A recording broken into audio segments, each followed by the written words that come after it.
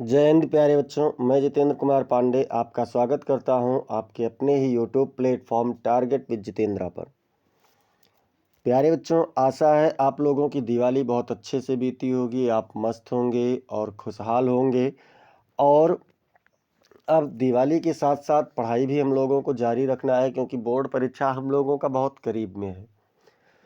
तो इस बोर्ड परीक्षा के क्रम में आज हम लोग देखने वाले हैं कक्षा 10 की हिंदी, जिसमें हम लोग देखेंगे मॉडल पेपर 6 यानी 6वां मॉडल पेपर आज हम लोग देखेंगे। परीक्षा में बार बार आने वाले प्रश्न इसमें लिए गए हैं, और मैं आपको बता दूं कि ये हम लोगों का मॉडल पेपर के साथ साथ अनसॉल्व पेपर भी चल रहा है। तो अगर आप लोग अब तक चैनल पर नए हैं और चैनल को सब्सक्राइब नहीं किए हैं तो चैनल को सब्सक्राइब कर लीजिए, बेल आइकन दबा दीजिए। साथ ही साथ आप क्लास को लाइक कर दीजिए और अपने मित्रों के पास शेयर कर दीजिए। और चलिए हम लोग देखते हैं अपने इस मॉडल पेपर को, 6वें अनसॉल्व पेपर को। क्या कह रहा है बच्चों? पहला प्रश्न हम लोगों से पूछ रहा है, जो आपका खंड आ है, यानी कि जिसमें हम लोग एमसीक्यू देखते हैं, बहुविकल्पीय प्रश्न देखते हैं। इसमें पहला प्रश्न कह रहा है, निम्नलिखित कथनों में से कोई एक कथन सही है, उसे पहचान कर लिखिए। क्या है? इंद्रजाल जयशंकर प्रसाद का प्रसिद्ध उपन्यास है, या फिर त्रिवेणी रामचंद्र शुक्ल की कहानी संग्रह है, या शिक्षा और संस्कृति डॉक्टर राजेंद्र प्रसाद की रचना है, या अजंता डॉक्टर भगवत शरण उपाध्याय का नाटक है। बच्चों, इंद्रजाल जो है ये जयशंकर प्रसाद की कहानी है। त्रिवेणी की बात करें तो ये रामचंद्र शुक्ल का नहीं है, और शिक्षा और संस्कृति डॉक्टर राजेंद्र प्रसाद की रचना है। यही आपका सही विकल्प है और सही उत्तर है। तो गा वाला उत्तर आपका बिल्कुल सही हो जाएगा। और इसके बाद में देखते हैं प्रश्न संख्या 2 क्या कह रहा है। प्रश्न संख्या 2 कह रहा है कि बर्फ की गुड़िया के रचनाकार हैं। बर्फ की गुड़िया के रचनाकार कौन है? पद्मलाल पुन्नालाल बख्शी, या फिर जयप्रकाश भारती, या रामधारी सिंह दिनकर, या आचार्य रामचंद्र शुक्ल। बच्चों, बर्फ की गुड़िया के जो रचनाकार हैं ये कौन हैं? तो ये हैं जयप्रकाश भारती। कौन है बच्चों? जयप्रकाश भारती। खा वाला विकल्प आपका सही उत्तर हो जाएगा। तीसरा कह रहा है कि कलकत्ता से पीकिंग किस विधा की रचना है? कलकत्ता से पीकिंग क्या है? यात्रा वृत्तांत है, या रिपोर्टाज है, या फिर संस्मरण है, या कहानी है? तो देखिए, कलकत्ता से पीकिंग जो है ये वैसे भी एक यात्रा का ज्ञान करा रहा है, और ये है क्या बच्चों? तो ये है यात्रा वृत्तांत। आपका का वाला विकल्प बिल्कुल सही उत्तर हो जाएगा। प्रश्न संख्या 4 पर चलते हैं। प्रश्न संख्या 4 कह रहा है, खादी का अर्थशास्त्र के रचनाकार हैं। कौन है? डॉक्टर राजेंद्र प्रसाद, या भगवत शरण उपाध्याय, या फिर आचार्य रामचंद्र शुक्ल, या अज्ञेय जी।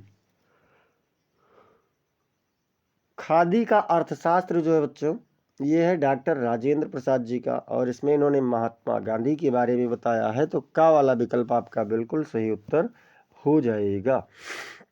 प्रश्न संख्या 5। प्रश्न संख्या 5 कह रहा है, घुमक्कड़ शास्त्र के लेखक हैं। मोहन राकेश हैं, या फिर राहुल सांकृत्यायन हैं, या डॉक्टर धर्मवीर भारती हैं, या जयशंकर प्रसाद हैं। कौन है बच्चों? घुमक्कड़ शास्त्र के लेखक। तो अगर हम बात करें घुमक्कड़ शास्त्र के लेखक की, तो घुमक्कड़ शास्त्र के लेखक हैं राहुल सांकृत्यायन। ये आप लोगों का खा वाला विकल्प सही उत्तर हो जाएगा। प्रश्न संख्या 6 कह रहा है, कामायनी महाकाव्य के रचयिता हैं। सुमित्रानंदन पंत, या फिर सूर्यकांत त्रिपाठी निराला, या जयशंकर प्रसाद, या धर्मवीर भारती। कौन है बच्चों कामायनी महाकाव्य? तो कामायनी महाकाव्य छायावाद का एक उत्कृष्ट महाकाव्य माना जाता है, और इसके रचनाकार हैं जयशंकर प्रसाद जी। आंसू, झरना और लहर ये इनके प्रमुख काव्य है, और कामायनी इनका महाकाव्य है। प्रश्न संख्या 7 कह रहा है कि अनामिका के रचयिता हैं। अनामिका के रचयिता कौन है बच्चों? महादेवी वर्मा जी हैं, या सुमित्रानंदन पंत हैं, या फिर सूर्यकांत त्रिपाठी निराला जी हैं, या फिर अज्ञेय जी हैं। तो परिमल, अनामिका, गीतिका, कुकुरमुत्ता, ये सभी किसके हैं बच्चों? ये सभी हैं सूर्यकांत त्रिपाठी निराला जी की रचनाएं। तो गा वाला विकल्प आपका बिल्कुल सही उत्तर हो जाएगा। प्रश्न संख्या 8 कह रहा है कि निम्नलिखित में से प्रयोगवादी कवि कौन है? प्रयोगवादी कवि की बात हो रही है। क्या भूषण जी हैं, या फिर बिहारी लाल जी हैं, या सुमित्रानंदन पंत जी हैं, या फिर अज्ञेय जी हैं? तो भूषण रीतिकालीन हैं, बिहारी भी रीतिकालीन हैं, सुमित्रानंदन पंत छायावाद युगीन हैं, और अज्ञेय जी ये हैं प्रयोगवाद युगी। प्रश्न संख्या 9 कह रहा है बच्चों कि चिदंबरा के रचनाकार हैं। चिदंबरा के रचनाकार कौन हैं? जयशंकर प्रसाद जी, या फिर सूर्यकांत त्रिपाठी निराला, या फिर सुमित्रानंदन पंत जी हैं, या महादेवी वर्मा जी हैं? बच्चों चिदंबरा है, पल्लव है, गुंजन है, वीणा है, ग्रंथि है, कला और बूढ़ा चांद है। ये सभी किसकी रचनाएं हैं? ये सभी हैं सुमित्रानंदन पंत जी की रचनाएं। प्रश्न संख्या 10 कह रहा है कि तार सप्तक के संपादक थे। कौन है तार सप्तक के संपादक? सच्चिदानंद हीरानंद वात्स्यायन अज्ञेय जी हैं, या नरेंद्र शर्मा जी हैं, या भगवती प्रसाद मिश्र हैं, या फिर केशव जी हैं? तो बच्चों तार सप्तक आया 3। पहला तार सप्तक आता है 1943 में, दूसरा तार सप्तक आता है 1951 में, और तीसरा तार सप्तक आता है 1959 में। और तीनों तार सप्तक के संपादक थे अज्ञेय जी। कौन थे बच्चों? अज्ञेय जी थे। अब चलते हैं प्रश्न संख्या 11 पर। प्रश्न संख्या 11 कह रहा है, हे खगमृग हे मधुकर श्रेणी तुम देखी सीता मृग नयनी में कौन सा रस है? हे खगमृग हे मधुकर श्रेणी तुम देखी सीता मृग नयनी, इसमें कौन सा रस है? हास्य रस है, या फिर करुण रस है, या फिर वीर रस है, या इनमें से कोई नहीं? तो बच्चों अगर हम बात करें प्रश्न संख्या 11 का, तो यहाँ पर जब सीता जी का हरण हो जाता है तो जंगल में पशु पक्षी भौरों आदि समस्त जीव जंतुओं से पूछते हुए भगवान राम चल रहे हैं, विलाप कर रहे हैं, यानी वो दुखी हैं, और करुण रस का यहाँ पर है, शोक अस्थायी भाव है। प्रश्न संख्या 12 कह रहा है कि जहाँ किसी एक वस्तु की किसी दूसरी प्रसिद्ध वस्तु से गुणधर्म और रूप के कारण समानता या तुलना की जाती है, वहाँ कौन सा अलंकार होता है? रूपक होता है, या अनुप्रास होता है, या फिर उपमा अलंकार होता है, या फिर श्लेष अलंकार होता है? तो बच्चों अगर हम लोग बात करें इसका, तो जब या जहाँ एक वस्तु का किसी दूसरे वस्तु से समान गुणधर्म या रूप के आधार पर तुलना होती है, वहाँ पर उपमा अलंकार होता है। कौन सा होता है बच्चों? तो उपमा अलंकार वहाँ पर होता है। प्रश्न संख्या 13 कह रहा है कि रोला में कितनी मात्राओं पर यति होती है? 11 और 13 मात्राएं, या 13 और 11 मात्राएं, या फिर 12 और 10 मात्राएं, या इनमें से कोई नहीं? बात हो रही है रोला की, और रोला में जो यति होता है वो होता है 11 और 13 मात्राओं पर। कितने पर बच्चों? तो 11 और 13 मात्राओं पर यति अर्थात विराम चिन्ह होता है। प्रश्न संख्या 14 कह रहा है कि अपमान शब्द में कौन सा उपसर्ग लगा है? उपसर्ग क्या होते हैं? तो उपसर्ग वह शब्दांश होते हैं जो अपने मतलब किसी भी शब्द के पहले जुड़ करके उसके रूप और अर्थ में परिवर्तन कर देते हैं। अब इसमें कौन सा उपसर्ग? अप है, या मान है, या फिर आ है, या इनमें से कोई नहीं? तो बच्चों कौन सा है? अप उपसर्ग। अप पहले जुड़ा हुआ है मान शब्द में, और ये उपसर्ग है। का वाला विकल्प आपका सही उत्तर हो जाएगा। प्रश्न संख्या 15 कह रहा है कि चर और अचर में कौन सा समास है? चर और अचर में कौन सा समास होगा? द्विगु समास होगा, या फिर अव्ययी भाव समास होगा, या बहुब्रीहि समास होगा, या कर्मधारय समास होगा? तो बच्चों चर और अचर में यहाँ पर जितने भी ऑप्शन हैं कोई भी नहीं होगा। कौन सा समास होगा? द्वंद्व समास होगा। कौन सा होगा बच्चों? द्वंद्व समास होगा। टाइपिंग में ये नहीं हो पाया है तो आप लोग इसे ऐसे ही जान लीजिए कि यहाँ पर कौन सा होगा, तो द्वंद्व समास होगा। प्रश्न संख्या 16। प्रश्न संख्या 16 कह रहा है हिमांशु, सुधांशु, इंदु आदि किसके पर्यायवाची हैं? हिमांशु, सुधांशु, इंदु ये सभी किसके पर्यायवाची हैं? सूर्य के हैं या चंद्रमा के हैं या पृथ्वी के हैं या फिर आकाश के हैं? तो बच्चों अगर हम बात करें इन सब का तो ये सभी हैं चंद्रमा के पर्यायवाची। तो इसलिए खा वाला विकल्प आपका बिल्कुल सही उत्तर हो जाएगा। प्रश्न संख्या 17। 17 कह रहा है युष्मत की विभक्ति एवं वचन बताइए। युष्मत कौन सी विभक्ति है और कौन सा वचन है? षष्ठी विभक्ति बहुवचन है या फिर सप्तमी विभक्ति द्विवचन है या पंचमी विभक्ति बहुवचन है या फिर चतुर्थी एक वचन है? कौन सा है बच्चों? तो युष्मत की अगर बात करें तो युष्मत है पंचमी विभक्ति बहुवचन, यानी गा वाला विकल्प आपका बिल्कुल सही उत्तर हो जाएगा। प्रश्न संख्या 18 कह रहा है कि निम्नलिखित में से कौन सा वाक्य का तत्व नहीं है? सार्थकता नहीं है या फिर जिज्ञासा नहीं है या विधेय नहीं है या सानिध्यता नहीं है? यहाँ पर वाक्य के भाग की बात नहीं हो रही है, वाक्य के तत्व की बात हो रही है, जिसमें विधेय क्या है? वाक्य का भाग है, उसका तत्व नहीं है। प्रश्न संख्या 19। प्रश्न संख्या 19 कह रहा है बच्चों कि जब वाक्य की क्रिया के लिंग, वचन और पुरुष कर्ता के पुरुष के अनुसार हों तो उसे कहते हैं भावे प्रयोग होगा या कर्तरी प्रयोग होगा या फिर कर्मण प्रयोग होगा या इनमें से कोई नहीं होगा। तो बच्चों जब वाक्य की क्रिया कर्ता के वचन, लिंग और पुरुष के अनुसार चलेगी तो उसे क्या कहेंगे? कर्तरी प्रयोग कहेंगे। जब कर्म के अनुसार चलेगी तो कर्मण प्रयोग कहेंगे, और जब इन दोनों में से किसी के अनुसार न चले, स्वतंत्र चले, तो उसे भावे प्रयोग कहते हैं। प्रश्न संख्या 20 कह रहा है कि निम्नलिखित में से कौन सा पद विकारी है? संज्ञा या सर्वनाम या फिर विशेषण या फिर उपर्युक्त सभी? तो बच्चों संज्ञा भी विकारी है, सर्वनाम भी विकारी है, विशेषण भी विकारी है, और एक पद और होता है क्रिया, ये भी विकारी होता है। तो इस प्रकार से उपर्युक्त सभी आपके क्या हो जाएंगे? विकारी पद हो जाएंगे। अब यहाँ से शुरू होता है खंड बा, और खंड बा का पहला प्रश्न कह रहा है निम्नलिखित गद्यांश पर आधारित 3 प्रश्नों का उत्तर दीजिए।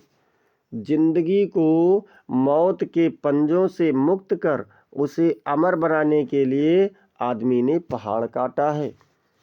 किस तरह इंसान की खूबियों की कहानी सदियों बाद आने वाली पीढ़ियों तक पहुंचाई जाए, इसके लिए आदमी ने कितने ही उपाय सोचे और किए हैं।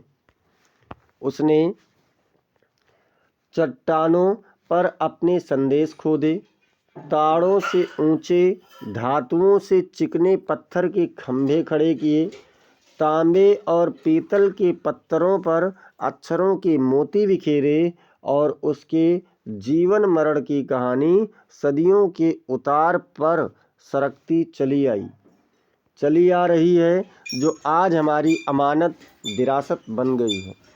अब इसमें प्रश्न क्या है बच्चों? तो इसमें जो प्रश्न है कि उपर्युक्त अवतरण का संदर्भ लिखिए। उपर्युक्त अवतरण का आपसे संदर्भ पूछा जा रहा है, तो चलिए बता देते हैं। प्रस्तुत गद्यांश हमारी पाठ्य पुस्तक हिंदी के गद्य खंड के अजंता नामक शीर्षक से अवतरित है। इसके लेखक भगवत शरण उपाध्याय जी हैं। अब कह रहा है रेखांकित अंश की व्याख्या। तो पहले रेखांकित अंश देख लीजिए क्या है। जिंदगी को मौत के पंजों से मुक्त कर उसे अमर बनाने के लिए आदमी ने पहाड़ काटा है। अब भैया देख लो इसका व्याख्या क्या कह रहा है। इस अंश का अर्थ है कि मनुष्य ने अपनी मृत्यु के बाद भी अपने जीवन को याद रखने और अमर बनाने के लिए पहाड़ों को काटकर स्मारक बनाए हैं। यह मनुष्य की अपनी विरासत को संजोने और आने वाली पीढ़ियों तक पहुंचाने की इच्छा को दर्शाता है। तीसरा प्रश्न क्या कह रहा है, सा नंबर, सा वाला कह रहा है कि मनुष्य ने अपनी धरोहरों को किस प्रकार संजोकर रखा है। तो मनुष्य ने अपनी धरोहरों को संजोकर रखने के लिए कई तरीके अपनाए हैं, जैसे चट्टानों पर अपने संदेश खोदना, ताड़ों से ऊंचे धातुओं से चिकने पत्थर के खंभे खड़े करना, तांबे और पीतल के पत्थरों पर अक्षरों के मोती बिखेरना। इन तरीकों से मनुष्य ने अपनी विरासत को संजोकर रखा है और आने वाली पीढ़ियों तक पहुंचाया है। अथवा क्या कह रहे हैं, अथवा क्या कह रहे हैं, अथवा है हम लोग कच्ची मिट्टी की मूर्ति के समान रहते हैं, जिसे जो जिस रूप का चाहे उस रूप का करे, चाहे राक्षस बनावे चाहे देवता। ऐसे लोगों का साथ करना हमारे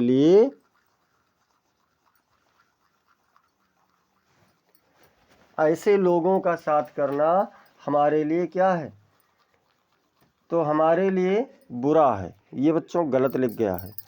जो हमसे अधिक दृढ़ संकल्प के हैं, क्योंकि हमें उनकी हर एक बात बिना विरोध के मान लेनी पड़ती है।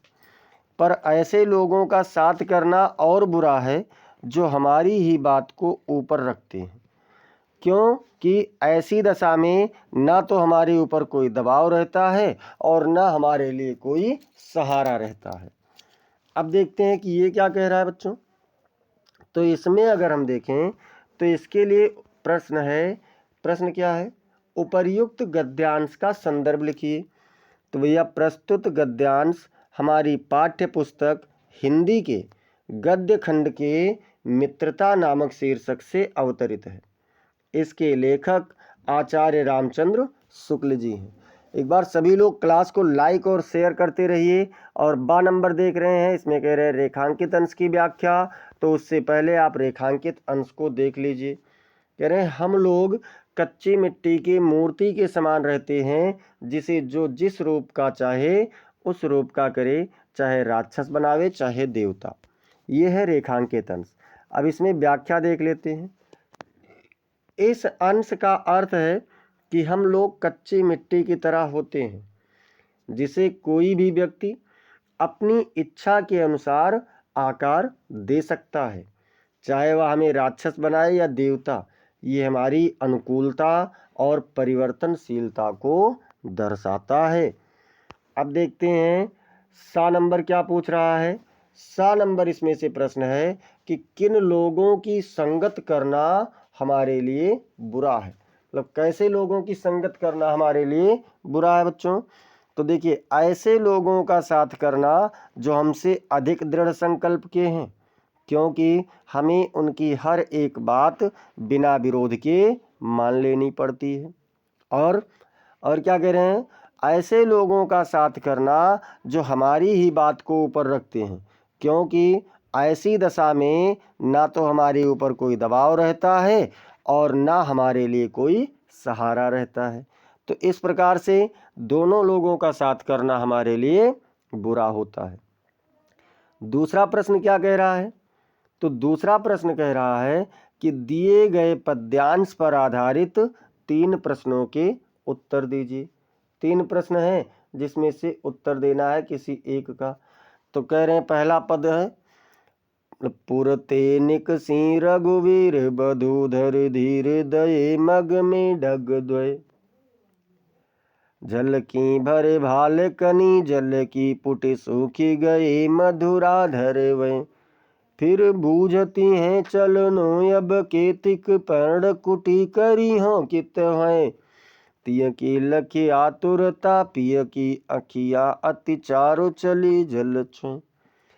जब ये वन पथ पर एक शीर्षक है बच्चों, और उसी से तुलसीदास जी द्वारा रचित है, और उसी से पूछा गया है, कहा गया है कि पुरते निकसी रघुवीर वधु, अर्थात जैसे ही रघुवीर की पत्नी अर्थात सीता जी नगर से निकलती हैं और रास्ते में धैर्य पूर्वक 2-4 पद चलती हैं, 2-4 कदम चलती हैं, झलकी भरी भाल कनी जल की, मतलब उनके मस्तक पर जल की बूंदें झलक आती हैं, अब पुट सूख गए मधुराधर वे, और उनके वे मधुर ओंठ सूख जाते हैं। फिर बूझती हैं चलनो अब केतिक, और इसके बाद में क्या करती हैं, पूछती हैं कि अभी कितना चलना है।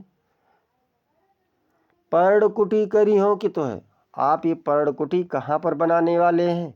तियकी लखी आतुरता पियकी, इस प्रकार से अपने पति की आतुरता को देख करके अपनी पत्नी की, अपने प्रीतम की आतुरता को देख करके भगवान राम की आंखों में भी अश्रु आ जाते हैं।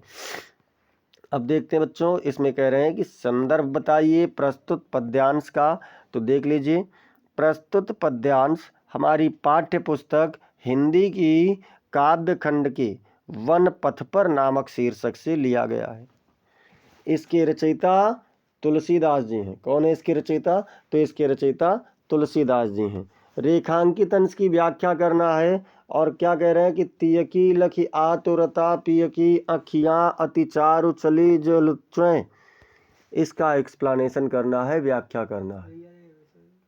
अब देखिए, इस अंश का अर्थ है कि सीता जी की आतुरता को देख करके राम की आंखें अत्यधिक अश्रुपूर्ण हो गई हैं। ये राम की सीता के प्रति प्रेम और सहानुभूति को दर्शाता है।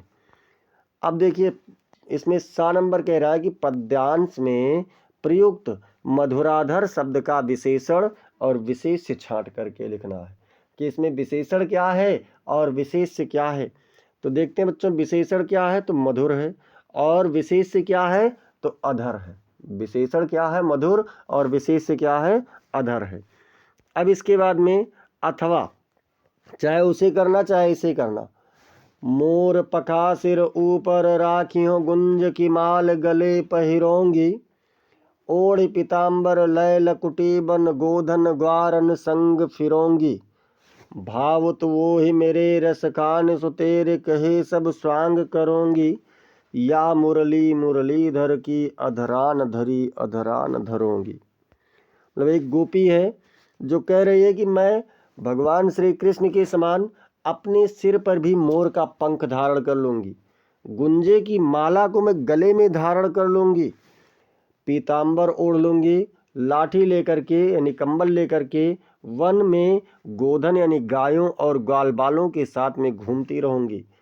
भाव तो वो ही मेरे रस खान, मतलब कह रहे हैं कि मैं, रसखान जी कह रहे हैं कि गोपी कहती है कि मैं वो सारे काम करूंगी, सारे स्वांग कर लूंगी, सारे नाटक कर लूंगी जो मेरे प्रीतम श्री कृष्ण को अच्छे लगते हैं। लेकिन या मुरली मुरलीधर की, उस मुरली धारण करने वाले की उस मुरली को अधरान धरी, ना तो अब तक मैंने ओठों पर धरा है, अधरा न धरूंगी, और ना ही मैं उसे अपने ओठों पर धारण करूंगी। अब देखते हैं बच्चों, इसमें क्या है, तो पहला पूछ रहा है कि प्रस्तुत पद्यांश का संदर्भ लिखिए। तो क्या भैया, प्रस्तुत पद्यांश हमारी पाठ्य पुस्तक हिंदी की काव्य खंड के सवैये नामक शीर्षक से लिया गया है। इसके रचयिता रसखान जी हैं। अब इसके बाद में कह रहे हैं कि रेखांकित अंश की व्याख्या। तो इसमें रेखांकित कहीं नहीं है, चलो मान लेते हैं कि ये वाली लाइन आपकी रेखांकित है। अब इस या मुरली मुरलीधर की अधरान धरी अधरान धरोंगी, अब इसका व्याख्या देखते हैं क्या कह रहा है बच्चों। इस अंश का अर्थ है कि गोपियाँ कृष्ण की मुरली को अपने अधरों पर अर्थात होठों पर नहीं रखेंगी, क्योंकि यह मुरली कृष्ण के अधरों पर ही शोभा देती हैं। यह गोपियों की कृष्ण के प्रति प्रेम और समर्पण को दर्शाता है। अब इसके बाद में 7 नंबर कह रहा है कि कृष्ण के वियोग में व्याकुल गोपियों ने कृष्ण की किन लीलाओं का अनुसरण करना चाहा है। कौन कौन से लीलाओं का अनुसरण करना चाहती हैं, तो गोपियों ने कृष्ण की निम्नलिखित लीलाओं का अनुसरण करना चाहा है। जैसे मोर पखा सिर पर रखना, गुंज की माला गले में पहनना, पीताम्बर ओढ़ना, लकुटी लेना, वन में गोधन और ग्वालों के साथ में फिरना, ये सब करने को तैयार हैं, लेकिन कृष्ण की उस मुरली को अपने ओठों पर रखने के लिए नहीं तैयार हैं। अब प्रश्न संख्या 3 कह रहा है बच्चों कि दिए गए संस्कृत गद्यांश में से किसी एक का संदर्भ सहित हिंदी में अनुवाद कीजिए। तो चलिए देख लेते हैं। इयम नगरी मतलब यह नगरी, विविध धर्माणाम मतलब अनेकों धर्मों की संगम स्थली मतलब संगम स्थली है। यह नगरी विविध धर्मों की संगम स्थली है। महात्मा बुद्ध, तीर्थंकर, पार्श्वनाथ, शंकराचार्य, कबीर, गोस्वामी तुलसीदास, अन्ये च बहवः महात्मानः अत्रागत्य स्वीयान् विचारान् प्रसारयन्। मतलब महात्मा बुद्ध, तीर्थंकर, पार्श्वनाथ, शंकराचार्य, कबीर, गोस्वामी तुलसीदास और अन्य बहुत से महात्मा अत्रागत मतलब यहाँ आकर के स्वीयान माने अपने विचारों का प्रचार प्रसार किया।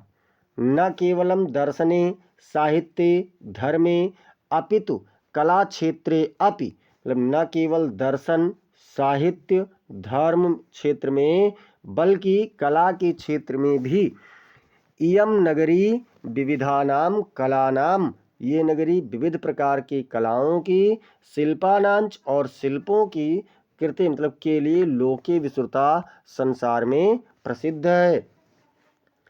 अत्रत्याः कौशेय साटिका यहाँ की रेशम की साड़ियाँ देशे देशे मतलब देश देश में सर्वत्र स्पृहन्ते सभी जगह से प्रेम प्राप्त करती है।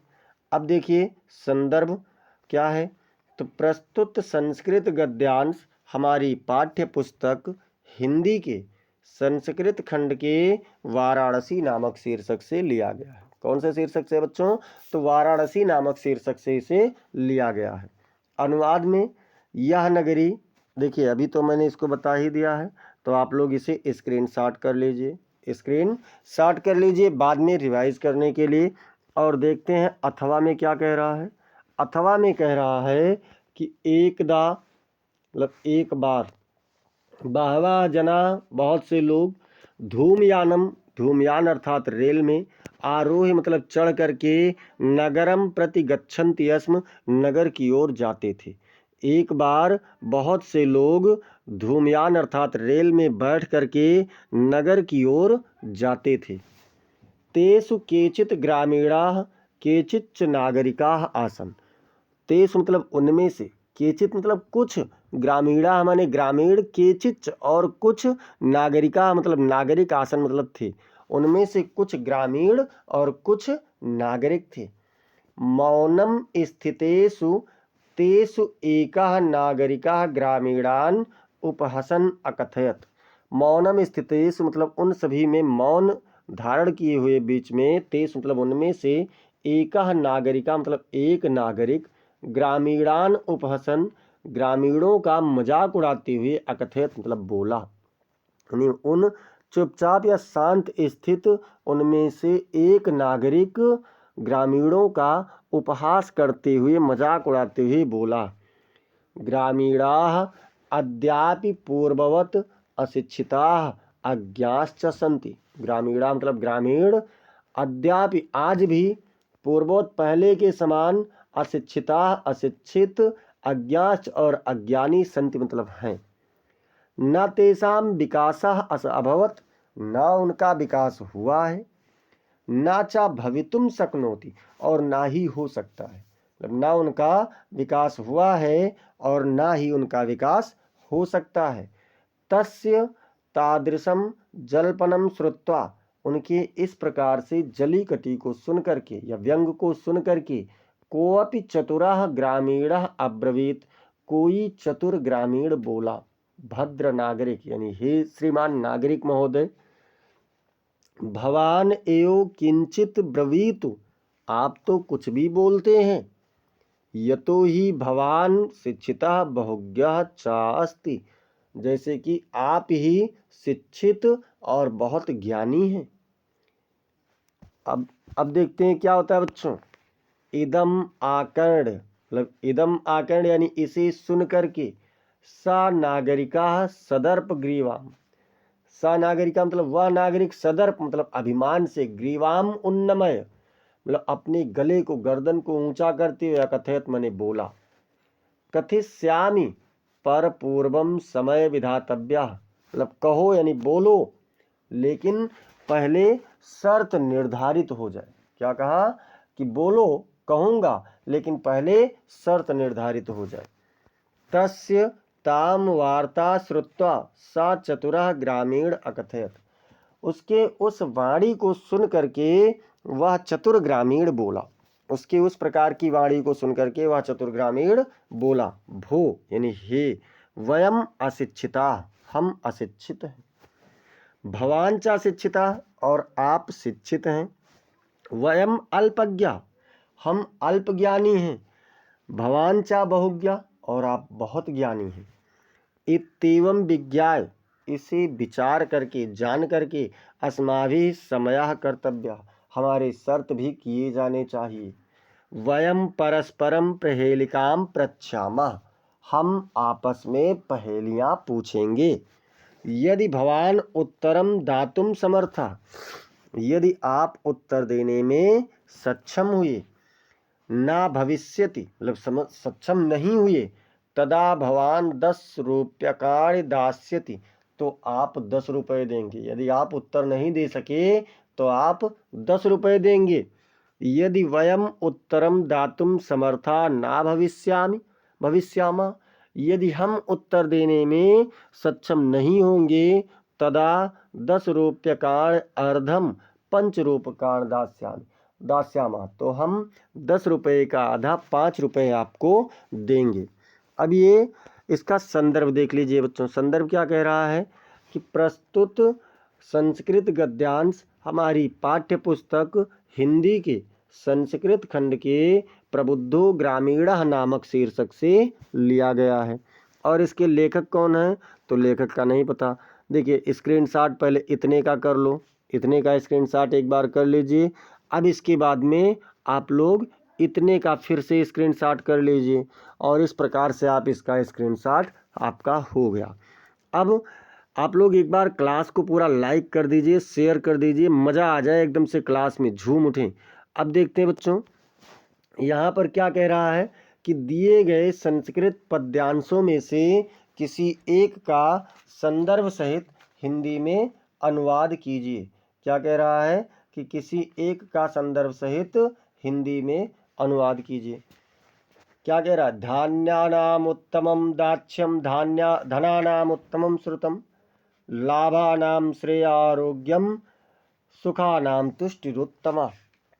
देखिए संदर्भ आप लोगों को लिखना है, पाठ का नाम मैं आप लोगों को बता दे रहा हूँ। एक पाठ आप लोगों का है जीवन सूत्राणि। कौन सा है, जीवन सूत्राणि। तो क्या हो जाएगा, प्रस्तुत संस्कृत श्लोक हमारी पाठ्य पुस्तक हिंदी के संस्कृत खंड के जीवन सूत्राणि नामक शीर्षक से अवतरित है। अब क्या कह रहा है, धान्यानाम उत्तमम दाक्ष्यम, धान्यानाम मतलब अनाज, अन्नों में, उत्तमम माने उत्तम है, दाक्ष्यम मतलब कुशलता, दाक्ष्यम मतलब कुशलता, यानी धन धान्य को उत्पादन और संरक्षण की जो क्षमता की कुशलता है वो धान्यों में अर्थात अन्नों में उत्पन्न है। धनानाम उत्तमम श्रुतम, और धन में श्रेष्ठ धन क्या है, तो श्रुतम अर्थात सुनना। क्या सुनना, शास्त्र ज्ञान, तो धनों में शास्त्र ज्ञान ही सर्वोत्तम है। लाभानाम श्रेयारोग्यम, और लाभों में आरोग्यता अर्थात क्या है, स्वास्थ्य सबसे श्रेष्ठ है। सुखानाम तुष्टिरुत्तमा, और सुखों में संतोष सर्वोत्तम धन है। इस प्रकार से आप चाहें तो इसका स्क्रीनशॉट कर लीजिए। और चलते हैं अब हम लोग अथवा वाले पर। अथवा में क्या कह रहा है, उत्तरम यत् समुद्रस्य हिमाद्रिश्चैव दक्षिणाम वर्षतद भारतम नाम भारती यत्र संतति।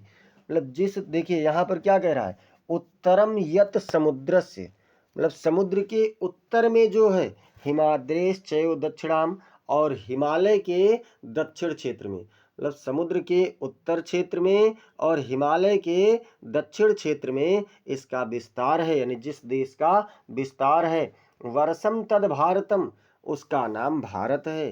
भारतीयत्र संस्थिति, मतलब वहाँ की भारतीय, वहाँ का संतान है, अर्थात समुद्र के उत्तर में और हिमालय के दक्षिण में जिस देश का विस्तार है उसका नाम भारत है, और भारतीय वहाँ की संतान है, अर्थात वहाँ के लोगों को भारतीय कहा जाता है।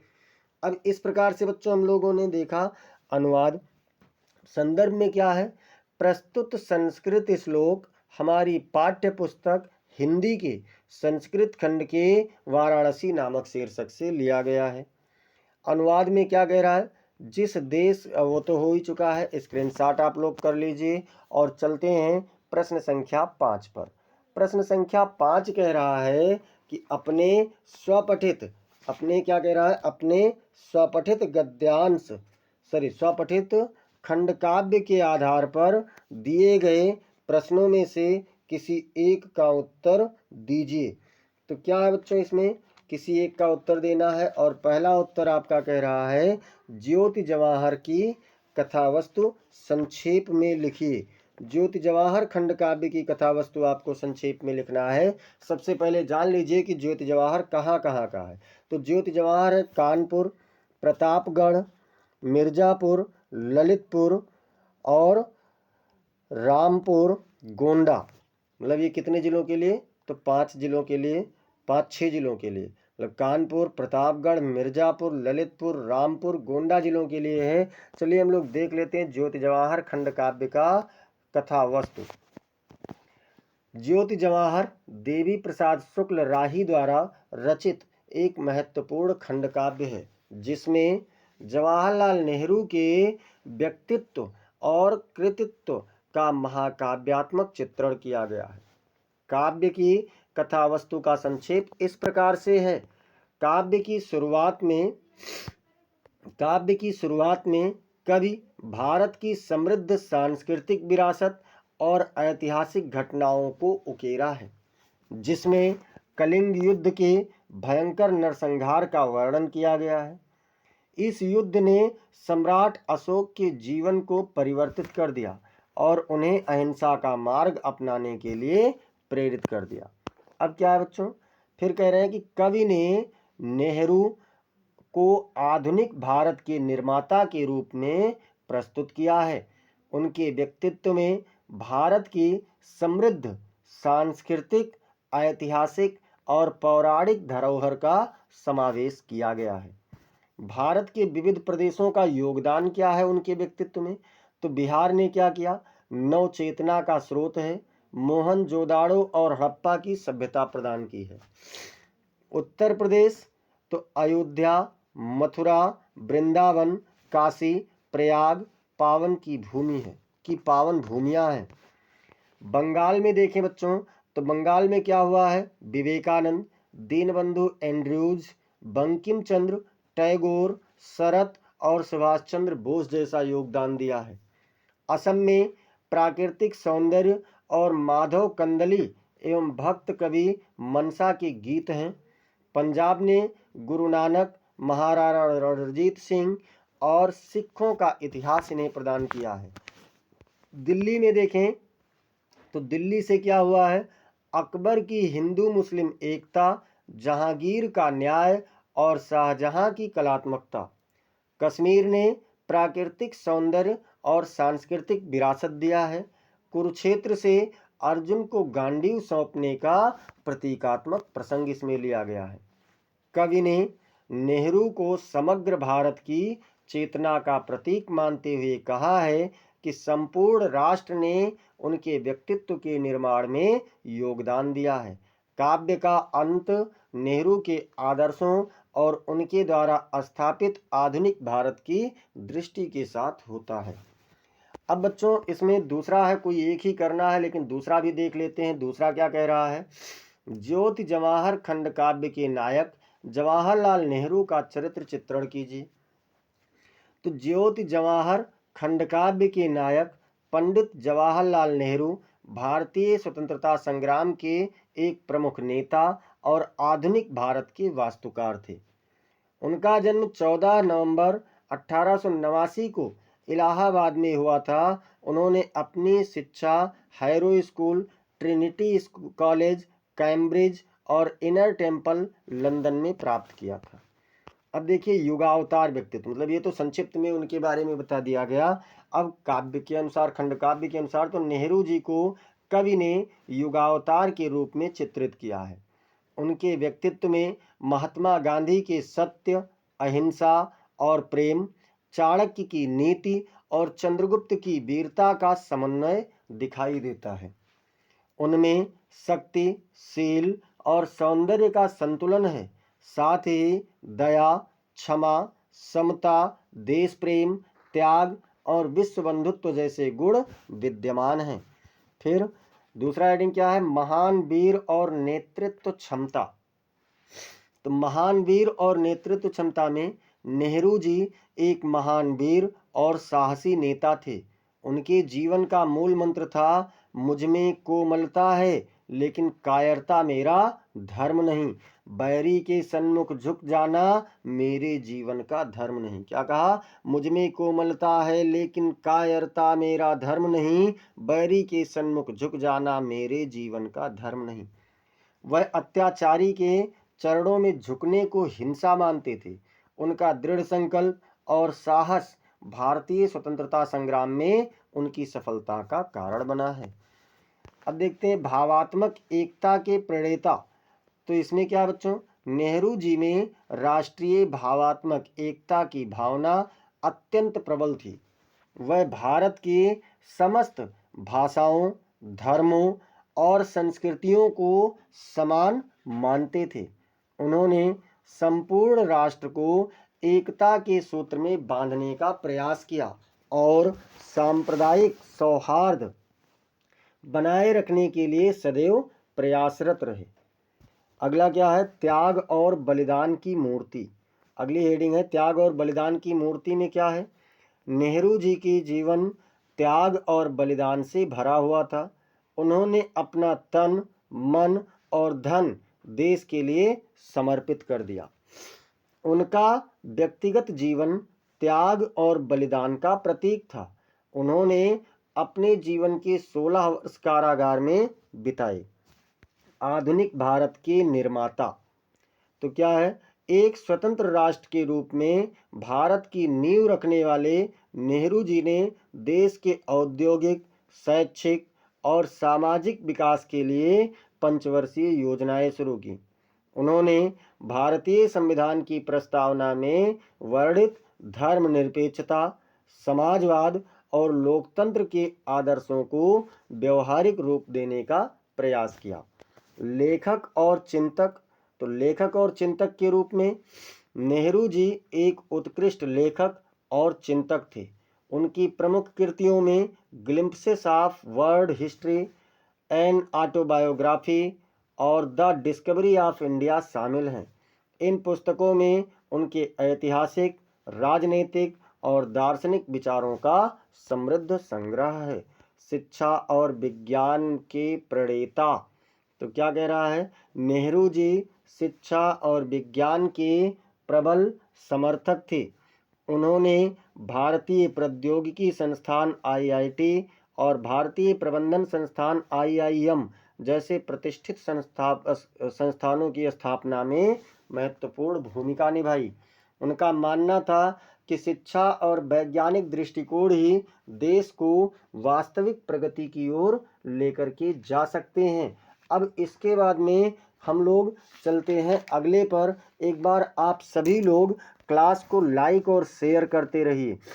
खा नंबर में कह रहा है कि मुक्तिदूत खंड काव्य के आधार पर महात्मा गांधी का चरित्र चित्रण कीजिए, अथवा मुक्तिदूत खंड काव्य के द्वितीय सर्ग का सारांश लिखिए।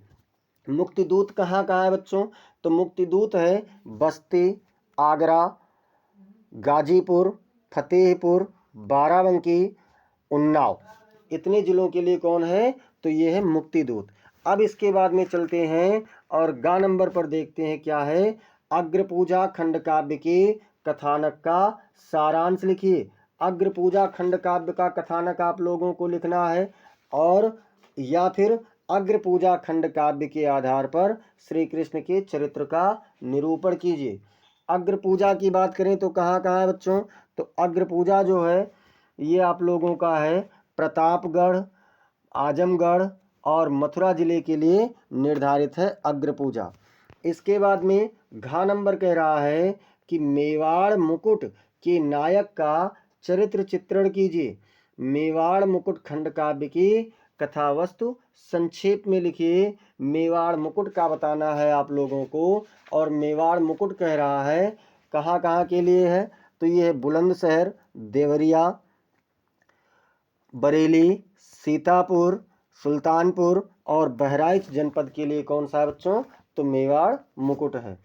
इसके बाद में अंगा नंबर कह रहा है जय सुभाष खंड काव्य के आधार पर सुभाष चंद्र बोस का चरित्र चित्रण कीजिए और जय सुभाष खंड काव्य के सप्तम सर्ग की कथा अपने शब्दों में लिखिए। दोनों में से कोई एक करना है। जय सुभाष की बात करें तो जय सुभाष है लखनऊ, सहारनपुर, फैजाबाद, बांदा, झांसी और हरदोई जिले के लिए जय सुभाष निर्धारित है। 4 नंबर कह रहा है कर्मवीर भरत खंड काव्य के आधार पर भरत का चरित्र चित्रण कीजिए।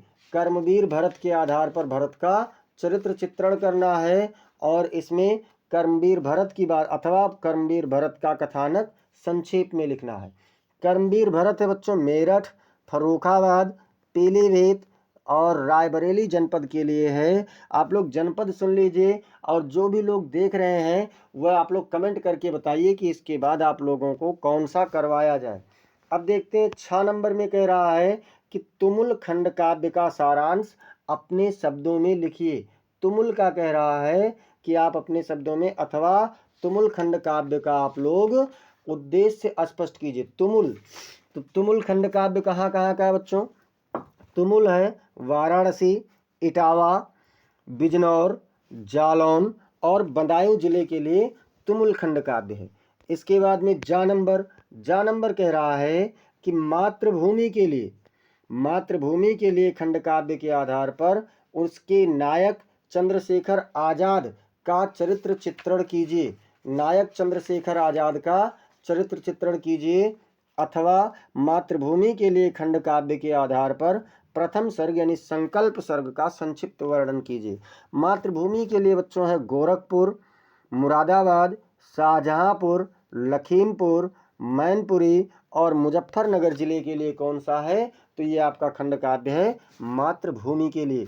इसके बाद में प्रश्न संख्या इसी में से झा कह रहा है कि कर्ण खंड काव्य की कथा वस्तु संक्षेप में लिखिए अथवा कर्ण खंड काव्य के नायक की दानवीरता का वर्णन कीजिए। कर्ण खंड काव्य कहाँ कहाँ के लिए है, तो जो आपका कर्ण खंड काव्य है बच्चों, कर्ण खंड काव्य है अलीगढ़, जौनपुर, बलिया, हमीरपुर, एटा, इन जिलों के लिए कर्ण खंड काव्य है। इस प्रकार से आज आप लोगों ने देखा कि किस जनपद के लिए कौन सा खंड काव्य है। अब चलते हैं प्रश्न संख्या 6 पर। उससे पहले एक बार सभी लोग क्लास को लाइक कर दीजिए और शेयर कर दीजिए अपने मित्रों के पास। प्रश्न संख्या 6वें का क्या कह रहा है कि दिए गए लेखकों में से किसी एक लेखक का जीवन परिचय देते हुए उनकी एक प्रमुख रचना का उल्लेख कीजिए। कौन कौन है, आचार्य रामचंद्र शुक्ल हैं, भगवत शरण उपाध्याय हैं और डॉक्टर राजेंद्र प्रसाद हैं। तो चलिए हम लोग देख लेते हैं आचार्य रामचंद्र शुक्ल जी का जीवन परिचय और प्रमुख रचना। आचार्य रामचंद्र शुक्ल का जन्म 4 अक्टूबर 1884 को उत्तर प्रदेश के बस्ती जिले के अगौना गांव में हुआ था। उनके पिता पंडित चंद्रबली शुक्ल एक राजस्व निरीक्षक थे, जिसको हम लोग कानूनगो कहते हैं। शुक्ल जी ने अपनी प्रारंभिक शिक्षा मिर्जापुर में प्राप्त की और बाद में स्वाध्याय के माध्यम से संस्कृत, अंग्रेजी, उर्दू, फारसी और बंगला भाषाओं का गहन अध्ययन भी किया। उन्होंने काशी नागरी प्रचारणी सभा के तत्वाधान में हिंदी शब्द सागर के संपादन में महत्वपूर्ण भूमिका निभाई और 19 वर्षों तक काशी नागरी प्रचारणी पत्रिका का संपादन किया। 1937 में काशी हिंदू विश्वविद्यालय में हिंदी विभाग के अध्यक्ष भी बन गए। आचार्य शुक्ल ने हिंदी निबंध को एक नया आयाम दिया और उन्हें आधुनिक हिंदी आलोचना का पितामह माना जाता है। उनका निधन 2 फरवरी 1941 को वाराणसी में हो गया। प्रमुख रचना की बात करें तो हिंदी साहित्य का इतिहास इनका बहुत प्रमुख माना जाता है। चिंतामणि है, विचार वीथी है, 11 वर्ष का समय है, ये सभी इनकी प्रमुख रचनाएं हैं। खा नंबर क्या कह रहा है बच्चों? तो खा नंबर कह रहा है निम्नलिखित कवियों में से किसी एक कवि का जीवन परिचय देते हुए उनकी एक प्रमुख रचना का उल्लेख कीजिए। तो इसमें सूरदास, रामनरेश त्रिपाठी और बिहारी लाल। हम लोग देखेंगे रामनरेश त्रिपाठी का जीवन परिचय और रचनाएं। रामनरेश त्रिपाठी 4 मार्च 1889 से 16 जनवरी 1962 हिंदी साहित्य के प्रमुख कवि, लेखक और संपादक थे। उनका जन्म उत्तर प्रदेश के जौनपुर जिले के कोयरीपुर ग्राम में हुआ था। में एक साधारण कृषक परिवार में हुआ था। उनके पिता पंडित रामदत्त त्रिपाठी धार्मिक और कर्मनिष्ठ ब्राह्मण थे। त्रिपाठी जी को प्रारंभिक शिक्षा गांव के प्राइमरी स्कूल में हुई। बाद में उन्होंने स्वाध्याय से हिंदी, अंग्रेजी, बांग्ला, संस्कृत और गुजराती भाषाओं का गहन अध्ययन किया। उनकी कविता में प्रकृति चित्रण, देशभक्ति और सामाजिक सुधार की भावना स्पष्ट रूप से दिखाई देती है। प्रमुख रचनाएं क्या हैं? पथिक है, मिलन है, स्वप्न है, मानसी है आदि इनकी प्रमुख रचनाएं हैं। अब चलते हैं प्रश्न संख्या 7 और प्रश्न संख्या 7 कह रहा है अपनी पाठ्य पुस्तक में से कंठस्थ कोई एक श्लोक लिखिए जो इस प्रश्न पत्र में ना आया हो। बंधनम मरणम वापि जयो वापि पराजय उभयत्र समो वीरः वीर भावो ही वीरता। क्या कहा गया? देखिए आपको मैं बता दूं बच्चों कि 3 श्लोक आप याद रखना, क्योंकि 2 श्लोक आता है जिन अथवा करके जिनमें से किसी एक का अनुवाद करना होता है। तो अगर आप मान लो 1 याद करते हैं या 2 याद करते हैं और वही पेपर में आ गया तब तो बेकार हो गए। देखिए सीधे कह रहा है जो इस प्रश्न पत्र में ना आया हो, तो अब आपको वो ढूंढना है जो ना आया हो और उसमें उसके अकॉर्डिंग इसलिए आपको 3 याद करना होगा। प्रश्न संख्या 8 क्या कह रहा है बच्चों? तो प्रश्न संख्या 8 कह रहा है निम्नलिखित में से किन्हीं 2 प्रश्नों के उत्तर संस्कृत में दीजिए। वीरः केन पूज्यते, या वीर किसके द्वारा पूजे जाते हैं? तो वीरः वीरेण पूज्यते। उत्तर इसका क्या हो जाएगा? वीरः वीरेण पूज्यते। फिर दूसरा क्या कह रहा है? विविध धर्माणाम संगम स्थली कह नगरी अस्ति। विविध धर्मों की संगम स्थली कौन सी नगरी है? तो क्या हो जाएगा? विविध धर्माणाम संगम स्थली वाराणसी नगरी अस्ति। कौन सी है बच्चों? तो वाराणसी नगरी है। फिर इसमें तीसरा प्रश्न जो है वो पूछ रहा है श्वेत केतु का। श्वेत केतु कौन था? तो अरुणस्य सुप्रसिद्ध पौत्र आसीत। मतलब भाई कौन था? तो अरुण का सुप्रसिद्ध पौत्र था, नाती था। सर्वेषु उत्तमम धनम किम अस्ति। सभी धनों में उत्तम धन कौन सा है? तो भैया श्रुतम उत्तमम धनम अस्ति। मतलब जो सुनना है, शास्त्रों का सुनना है वही उत्तम धन है। अब इसके बाद में निम्नलिखित मतलब प्रश्न संख्या 9 आ गए। और एक बार सभी लोग क्लास को लाइक कर दीजिए, शेयर कर दीजिए, एकदम से मज़ेदार क्लास बना दीजिए। अब देखते हैं प्रश्न संख्या 9 क्या कह रहा है। निम्नलिखित में से किसी एक विषय पर निबंध लिखिए। किसी एक पर लिखना है। क्या है? इंटरनेट है, जनसंख्या वृद्धि एवं पर्यावरण है, देशभक्ति की महत्ता है, पुस्तकालय है। तो आज हम लोग देखेंगे इंटरनेट पर, जो कि बहुत ही प्रचलित शब्द है और इसका हर कोई प्रयोग भी कर रहा है। इंटरनेट ने हमारे जीवन को पूरी तरह से बदल दिया है। यह एक ऐसी तकनीकी है जिससे सूचना और संचार को सरल और तेज बना दिया है। इंटरनेट के माध्यम से हम दुनिया भर की जानकारी प्राप्त कर सकते हैं, अपने प्रियजनों से जुड़ सकते हैं और अपने काम को आसानी से कर सकते हैं। अब इंटरनेट का तो ये परिचय सामान्य हो गया। फायदे देखते हैं क्या है। इंटरनेट के कई फायदे हैं, जैसे सूचना का भंडार। इंटरनेट पर दुनिया भर की जानकारी उपलब्ध है। हम किसी भी विषय पर जानकारी प्राप्त कर सकते हैं। संचार में देखें तो इंटरनेट के माध्यम से हम ईमेल, चैट और वीडियो कॉल के जरिए अपने प्रियजनों से जुड़ सकते हैं। शिक्षा में देखें तो इंटरनेट पर ऑनलाइन कोर्स, ट्यूटोरियल और शैक्षिक संसाधन उपलब्ध हैं। मनोरंजन पर इंटरनेट पर हम फिल्में, टीवी शो, गेम्स और संगीत का आनंद ले सकते हैं। व्यवसाय, इंटरनेट के माध्यम से हम अपना व्यवसाय चला सकते हैं, ऑनलाइन शॉपिंग कर सकते हैं और पैसे कमा सकते हैं। अब देखिए, हालांकि इंटरनेट के कुछ नुकसान भी हैं। नुकसान जैसे फ़ायदा है भैया, तो जाहिर सी बात है नुकसान भी होगा। साइबर अपराध इसका एक प्रमुख नुकसान है। साइबर अपराध क्या है? इसका एक प्रमुख नुकसान है, इंटरनेट पर साइबर अपराध की घटनाएं बढ़ रही हैं। दूसरी है निजता की कमी, इंटरनेट पर हमारी निजता खतरे में पड़ सकती है। तीसरा है स्वास्थ्य समस्याएं, ज़्यादा इंटरनेट उपयोग से स्वास्थ्य समस्याएं हो सकती हैं। और इसके बाद क्या है, अब देखते हैं बच्चों कि इंटरनेट का सही तरीके से उपयोग करना बहुत ज़रूरी है। भैया, इंटरनेट का सही तरीके से उपयोग करना क्या है? बहुत ज़रूरी है। हमें इंटरनेट के फ़ायदों का लाभ उठाना चाहिए और नुकसान से बचना चाहिए। इंटरनेट एक वरदान है, लेकिन इसका सही तरीके से उपयोग करना हमारी जिम्मेदारी है। अगर हम सही तरीके से नहीं उपयोग करेंगे तो ये क्या होगा? अभिशाप बन जाएगा। अब प्रश्न संख्या 10, सभी लोग क्लास को लाइक और शेयर करते रहिए। और प्रश्न संख्या 10 कह रहा है, आकस्मिक अवकाश हेतु अपने प्रधानाचार्य को एक पत्र लिखिए। मतलब आपको अचानक छुट्टी की आवश्यकता पड़ गई है तो अपने प्रधानाचार्य जी को एक पत्र लिखिए। अथवा शहर की सफाई हेतु अपने शहर के मुख्य नगर अधिकारी को पत्र लिखिए। देखिए, आकस्मिक अवकाश वाला बहुत आसान है, इसे आप लोग बहुत छोटी कक्षाओं से ही लिखते हुए आ रहे हैं, तो इसे आप स्वतः कर लेना। और शहर की सफाई वाला मैं आपको करवा दे रहा हूँ।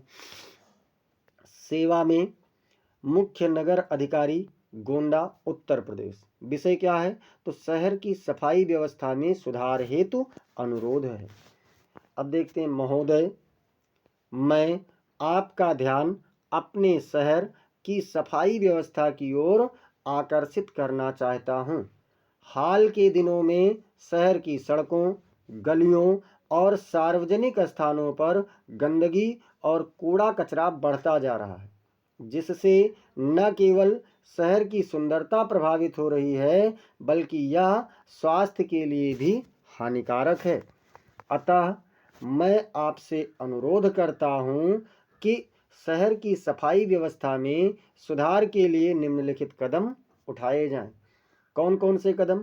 नियमित सफाई अभियान चलाया जाए, कूड़ा कचरा प्रबंधन प्रणाली को मजबूत किया जाए, लोगों को सफाई के प्रति जागरूक किया जाए। फिर क्या कह रहे हैं? मुझे उम्मीद है कि आप इस मामले को गंभीरता से लेंगे और शहर की सफाई व्यवस्था में सुधार के लिए आवश्यक कदम उठाएंगे। धन्यवाद। आपका विश्वासी। का नाम नहीं लिखना है और तारीख आज का, जैसे जिस दिन पेपर होगा उस दिन का डालना, 21/10/2025। इस प्रकार से बच्चों आज हम लोगों ने हिंदी का 6वां मॉडल पेपर कंप्लीट किया। और आप लोगों को दिवाली की छुट्टियों का ढेर सारी बधाइयाँ, दिवाली त्यौहार की ढेर सारी बधाइयाँ। और इसी के साथ अगर आप लोग बच्चों अब तक क्लास को लाइक नहीं किए हैं तो लाइक करना, सब्सक्राइब करना तो बिल्कुल ना भूलें। साथ ही साथ आप बेल आइकन जरूर दबाइए, जिससे आपको आने वाले समस्त क्लासेस की इम्पोर्टेंट अपडेट्स मिलती रहें। क्लास को आप लोग लाइक भी कर दिया कीजिए, आप जानते हैं बहुत मेहनत लगती है। इसे आप अपने मित्रों के पास में शेयर कीजिए, जिससे आपके मित्र भी पढ़ सकें और बेहतर अंक प्राप्त कर सकें। और कमेंट सेक्शन में आप लोग ज़रूर बताइए कि आपको क्लास कैसी लगी। अगर कोई सुझाव की आवश्यकता है तो उसे भी बताइए। मिलते हैं फिर अगली क्लास में, तब तक के लिए जय हिंद, जय भारत।